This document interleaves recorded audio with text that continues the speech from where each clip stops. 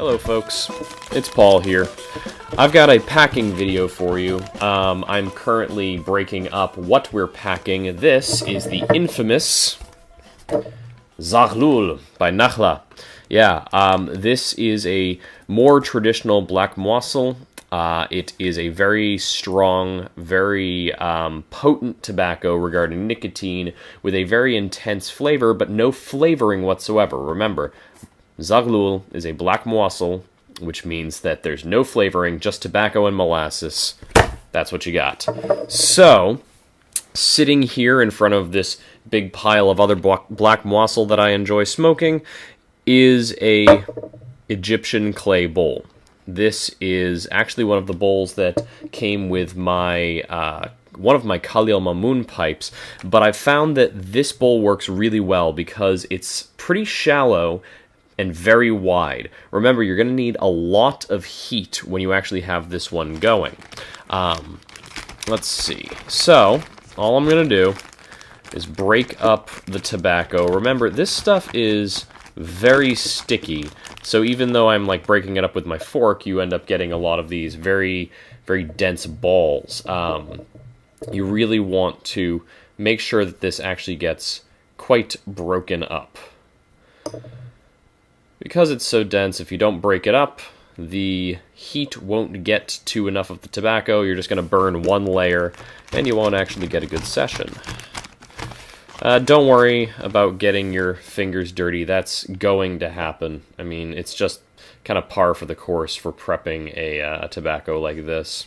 Now, what we're shooting for here is actually a pretty, as loose as you can get it, but a pretty high pack. I'm not overpacking this. I'm not going to be piling this up over the top of the rim. But this is pretty heat-resistant stuff, and you're going to want a lot of, excuse me for a second, you're going to want a lot of very intense and almost direct heat.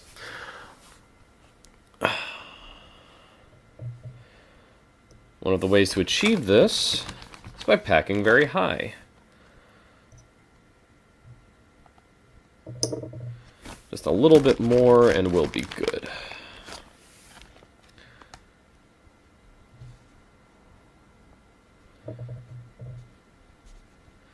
Alright, that should be pretty good. Just a smidge more. You know what? Why not? It's actually better to overpack this a little bit than it is to underpack it. Underpacking just means that you're going to get no smoke, barely any flavor, and not a good session at all. Overpacking usually just means you need to wait for the bowl to cool down a little bit. Okay. There we go. It's about as good as it's going to get. Now, I know that by modern standards, this looks really overpacked, and you're going to assume that it will burn really, really badly. You know, if I was using a modern tobacco, that would definitely be true. But now we're going to put on a single layer of regular foil.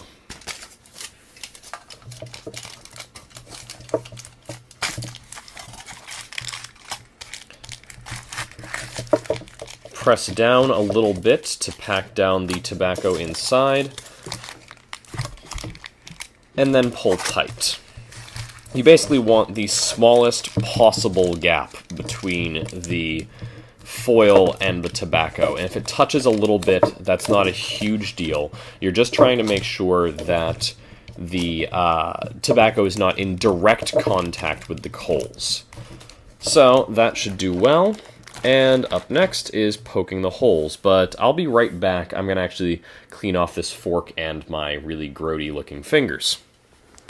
Okay, we are back, and it is time to poke some holes in the foil. So, like I said, remember, you want a lot of heat to get to this tobacco. So basically, you're just going to fill up the foil with holes. It should just be the scantest of barriers between the coals and the tobacco itself. This is kind of like the Tangiers style of poking holes that I've shown you before, and it works really well with stuff like this. See, there you go. Lots of airflow, big open holes, and you're going to need, a lot of coal on top of this to get it smoking properly. Which we'll go over in our next video, which is going to be on heat managing Zaghloul. Alright, I know that at least one person is already upset that I am putting foil on Zaghloul and teaching people that this is the right way to pack it. The truth is, yes, you can smoke it minus the foil. All you do is you stop before you apply the foil. Every other step is entirely the same. But the complaint that I hear most is that this isn't the traditional way. This isn't the true way to smoke black moassul or Zaghloul. That's not true. Yeah, that's just false. Originally speaking, like traditionally speaking, moassul was made for indirect heat. They didn't have tin foil, they didn't have aluminum foil at the time, but what was used was a very thin brass screen that would go over the top of the bowl. Moassul was made for indirect heat. The only traditional hookah tobaccos that are made for direct heat are things like tombak or tombek. They are just dried tobacco leaves that are chopped up, soaked, and then put directly into a bowl with coals on top of that, or they're wrapped around the stem, or a very, very special kind of, like, stem cigar-shaped bowl, and then coals are balanced on top of that. But moassul came about as the modern version of that tobacco. Yes, that's what I'm saying. At one point in time, moassul, which is tobacco mixed with molasses, was the fruity version, was the candied version of a more traditional tobacco. I know that a lot of us think of this as the oldest form of hookah tobacco, but it's not. This, at one time, was the Starbuzz of its day. I know that that sounds strange. But what all of this comes back to is that originally speaking, traditionally speaking, it was made for indirect heat.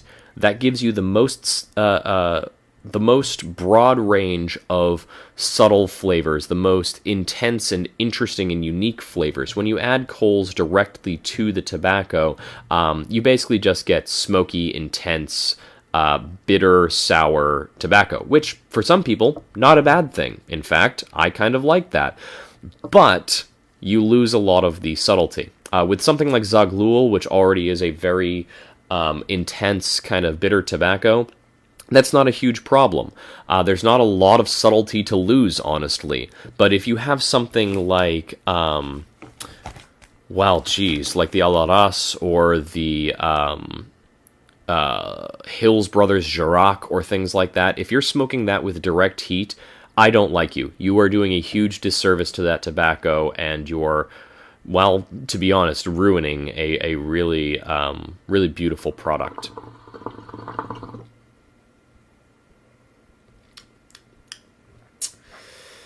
All right, and I'm sitting here enjoying that session that I packed up, and yeah, this is, to me, the way to smoke Nakhla Zaghloul. So this is Paul for hookah.org saying thanks very much for joining us.